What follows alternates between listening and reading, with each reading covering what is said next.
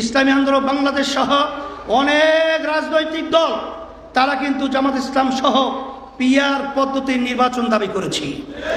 কিন্তু দুঃখের মধ্যে বলতে হয়, আজকে সরকার যেই জানের বিনিময়, যেই রক্তের বিনিময়, যেই চক্ষু হারানোর বিনিময় তারা আজকে দেশ পরিচালনা করছে, এই অন্তর্বর্তীকালীন সরকারের প্রধান তিনি কিন্তু বলেছিলেন, জাতির কাছে কমিটমেন্ট করেছিলেন যে আমাদের তিনটা দায়িত্ব, একটা হলো সংস্কার, এরপরে দৃশ্যমান বিচার, এরপরে জাতীয় নির্বাচন। কিন্তু দুঃখের মধ্যে বলতে হয় আমরা সেইভাবে সংস্কার দেখি নাই, দৃশ্যমান বিচারের অগ্রগতি দেখি নাই, কিন্তু নির্বাচন জাতীয় রোডম্যাপ আমরা দেখেছি।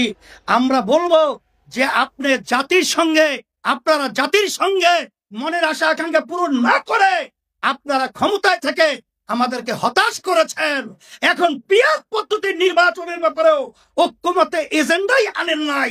এটা আমাদের জাতির থেকে, বাংলাদেশের মানুষের থেকে আপনাদের কর্মকাণ্ডের জন্য আমরা ধিক্কার জানাই।